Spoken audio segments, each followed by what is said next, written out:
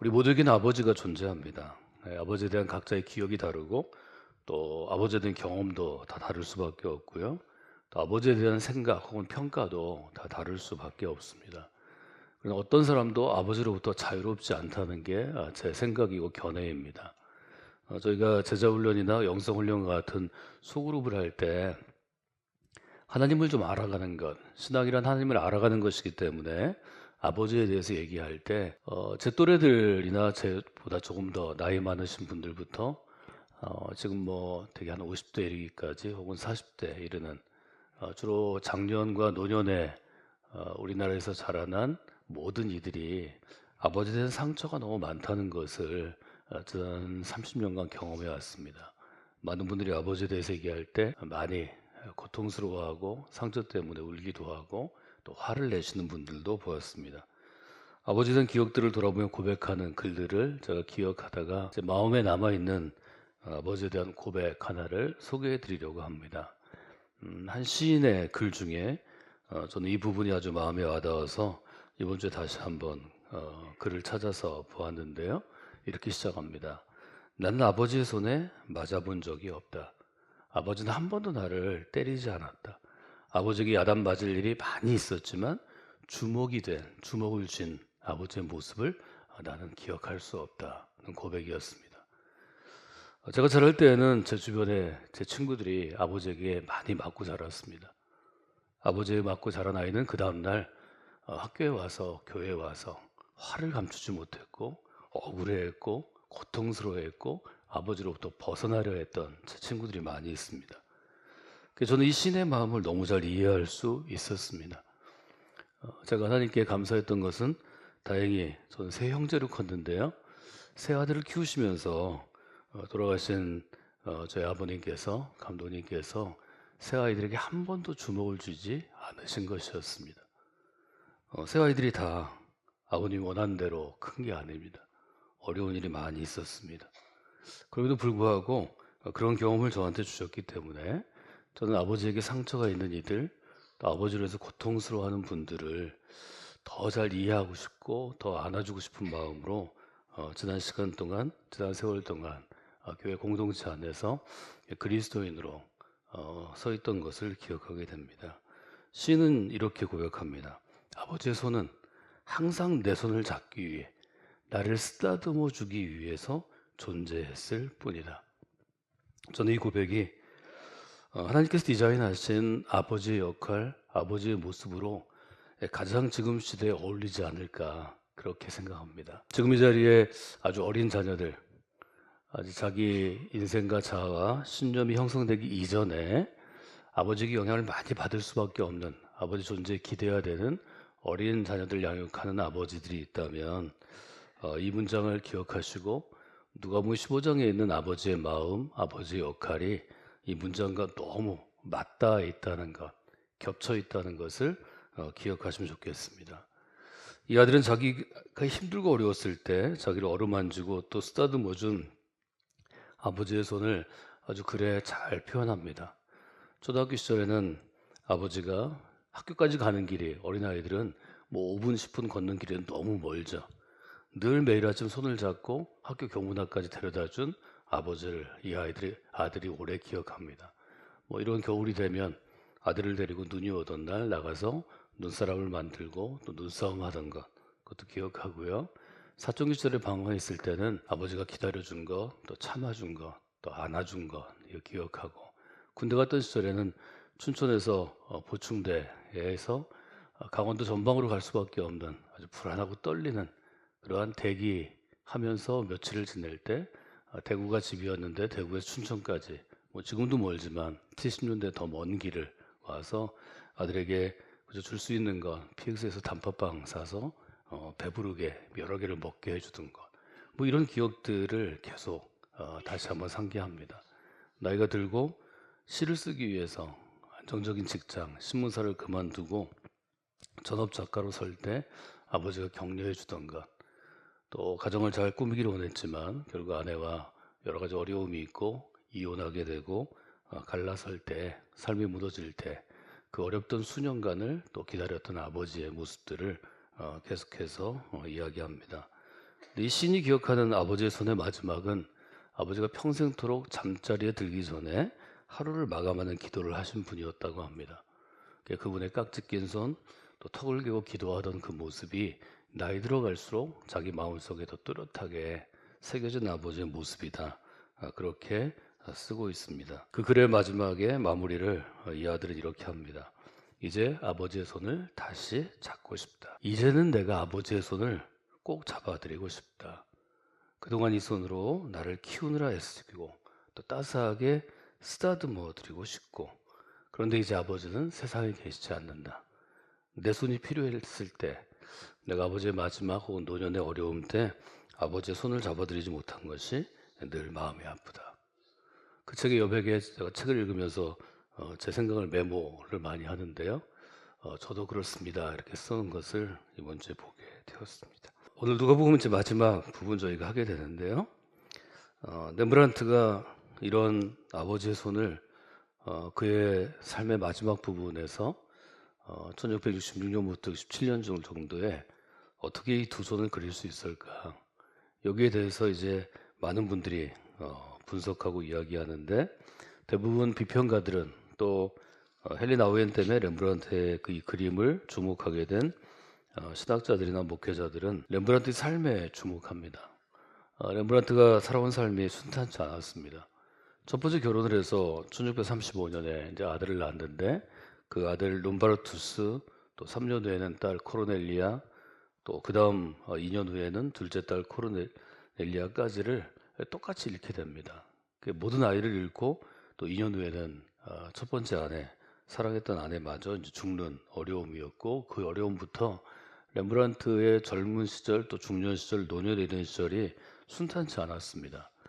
그래서 여러 사람과 함께 살았지만 행복하지 못했고, 그 마무리가 좋지 않았고, 이제 마음을 좀 정했던 두 번째 아내였던 핸드리케도 1663년에 가게 되고, 또 아들이 결혼한 다음에 바로 죽게 돼서 결국 렘브란트의 삶에는 딸이었던, 아마 첫 딸을 잊지 못해서 이름을 코르넬리아로 계속 지었던 것 같은데, 첫 딸밖에는 남지 않았습니다.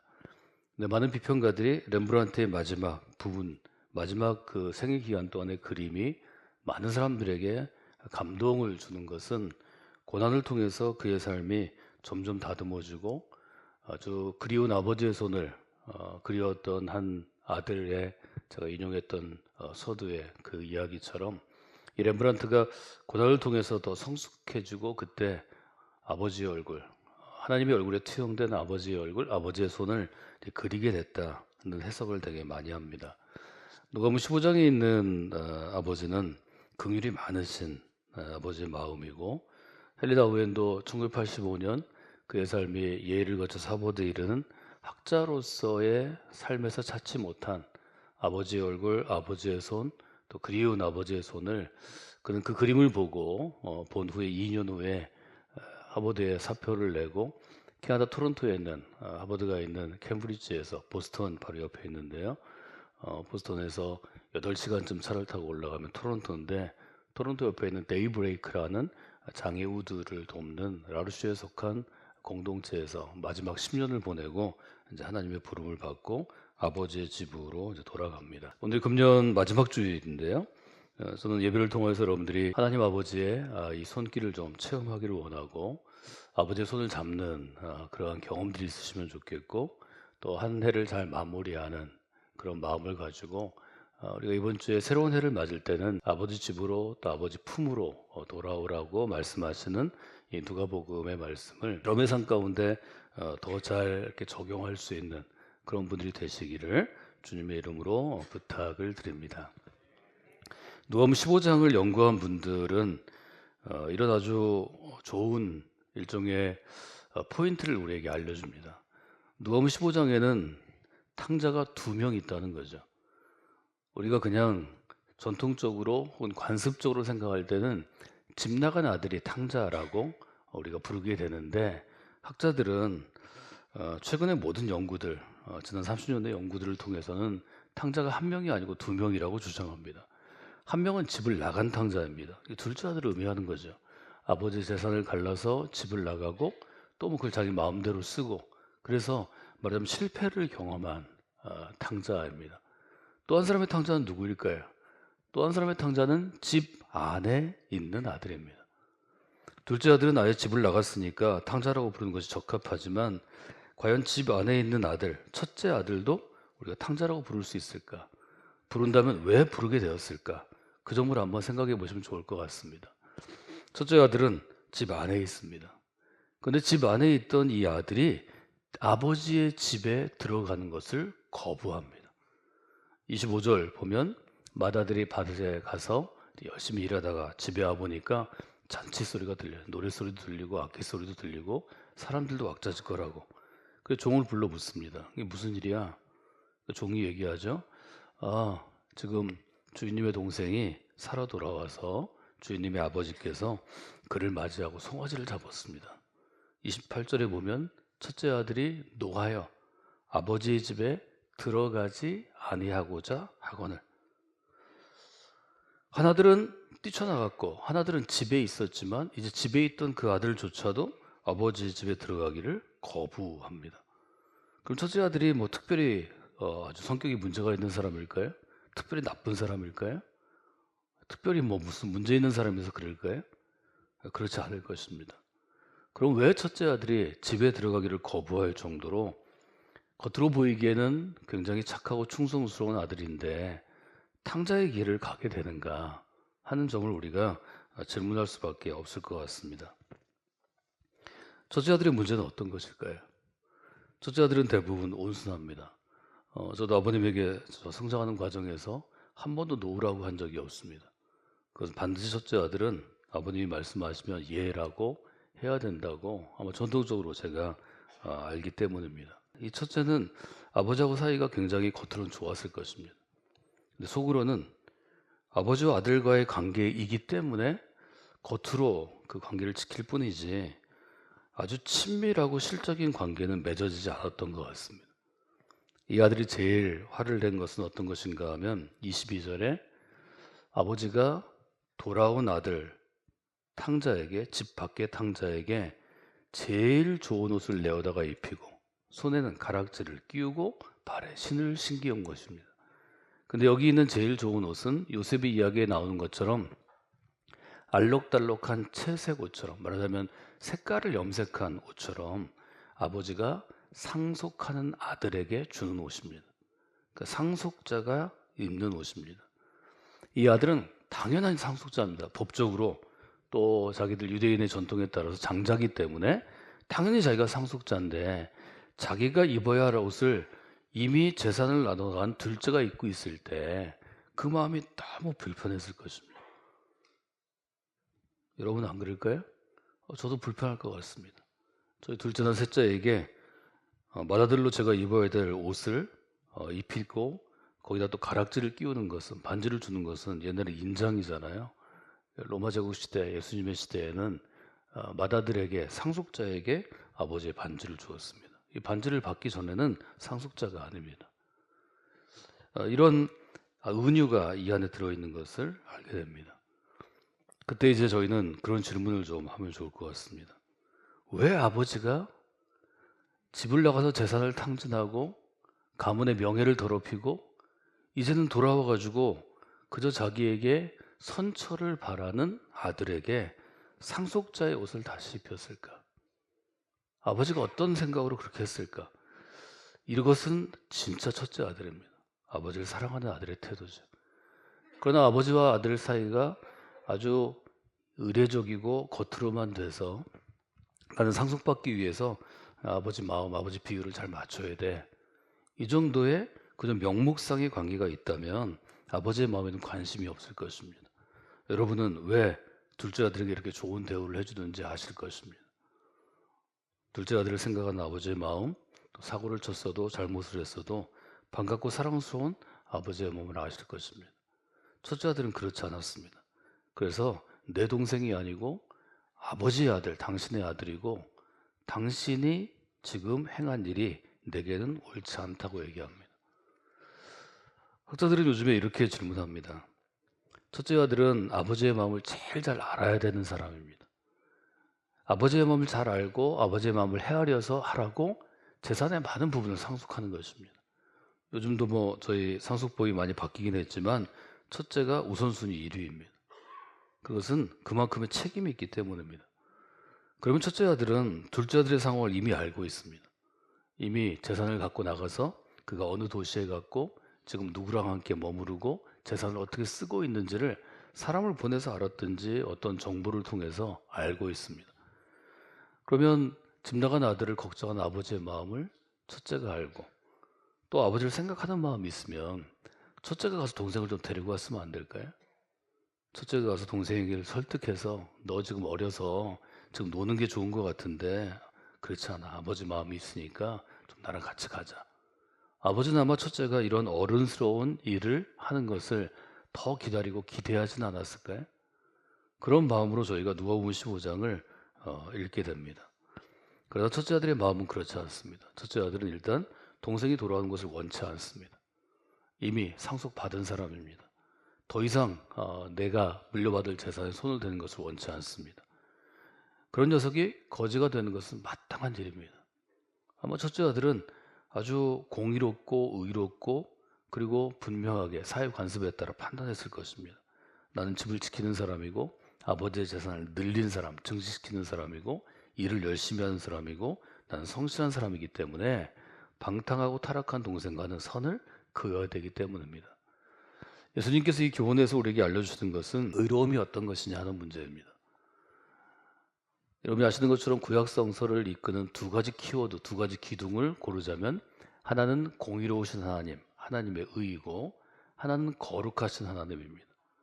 의와 거룩이 이스라엘 또 토라, 구약이라고 하는 구약을 지탱하는 기둥이었습니다.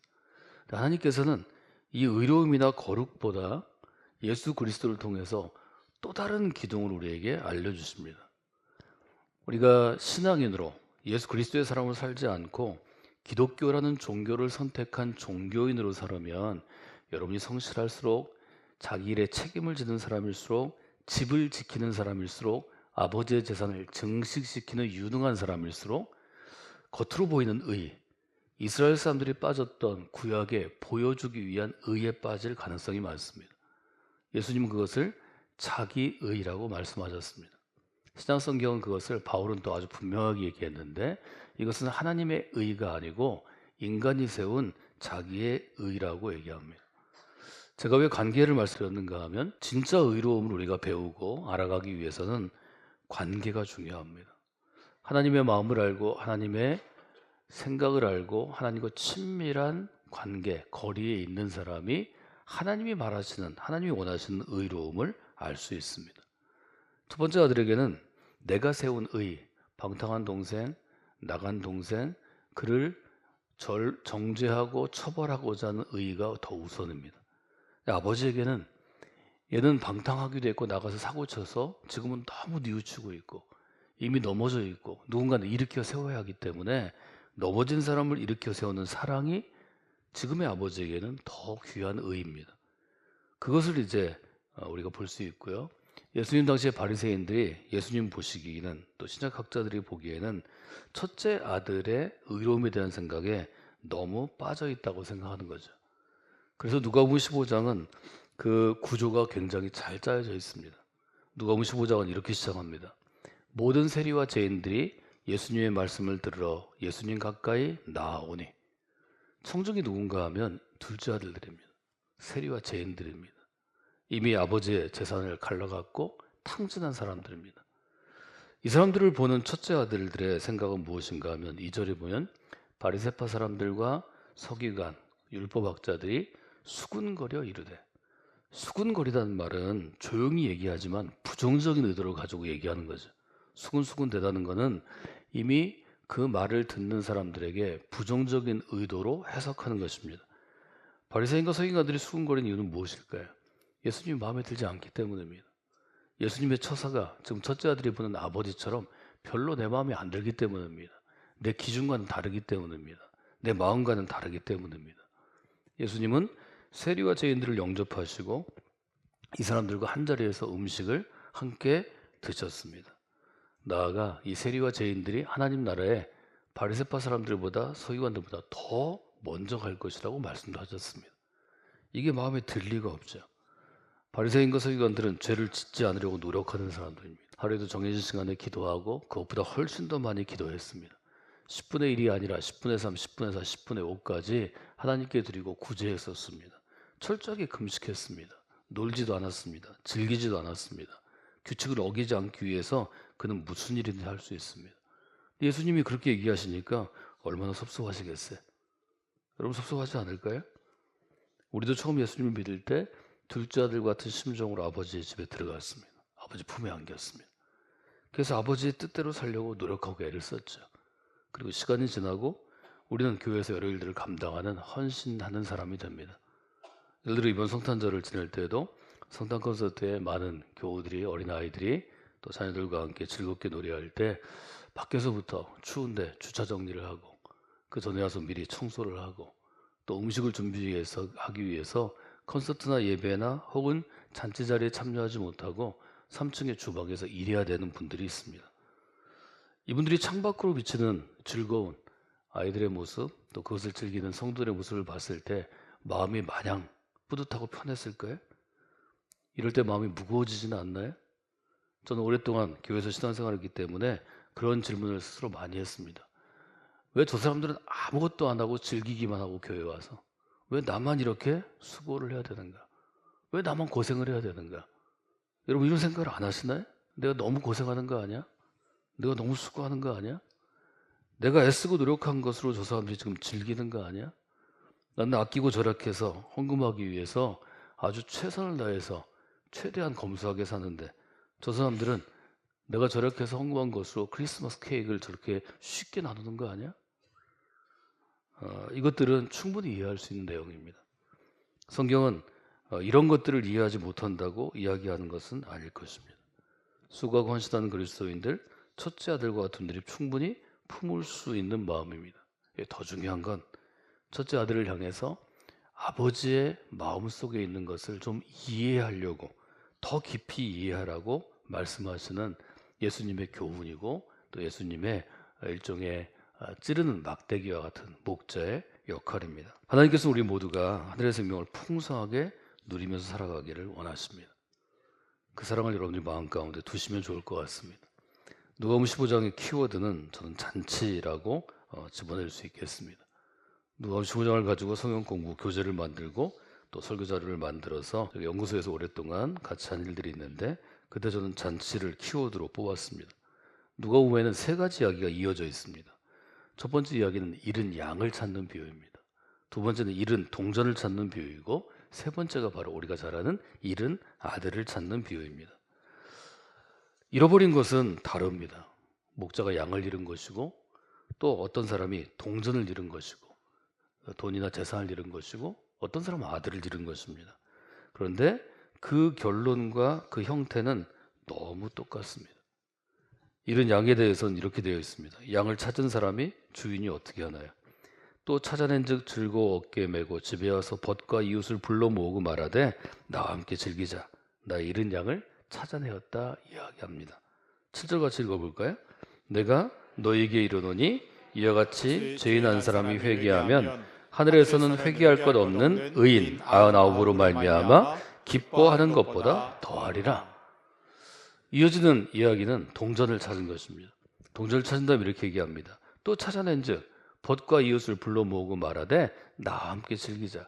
잃은 드라크마를 찾아내었다 하리라. 10절 같이 읽어볼까요?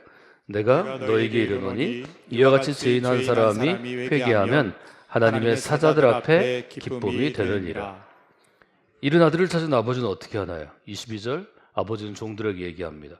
제일 좋은 옷을 내어다가 입히고 손에 가락지를 끼우고 발에 신을 신기라.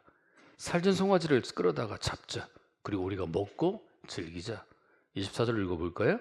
이 내 아들은 죽었다가 다시 살아났으며 내가 잃었다가 다시 얻었노라 하니 그들이 즐거워하더라. 누가복음은 지금 예수님께서 이 땅에 오신 이유를 잃어버린 아들을 찾는 것, 잃어버린 동전을 찾는 것, 잃어버린 양을 찾는 것에 비유해서 각각 우리 관심이 다르잖아요. 양에 관심 있는 사람들은 양에 관심이 있을 거고 돈에 관심 있는 사람들은 그 드라크마에 관심이 있을 거고 또 가족 간에 아들에 관심 있는 사람들은 자녀에 관심 있는 사람들은 자녀에 관심이 있기 때문에 서로 다른 청중을 통해서 똑같은 스토리와 내용을 우리에게 알려주십니다. 누가복음 그리고 19장에 이르러서 예수님께서 오신 이유, 인자가 이 땅에 오신 이유를 아주 분명하게 규정합니다.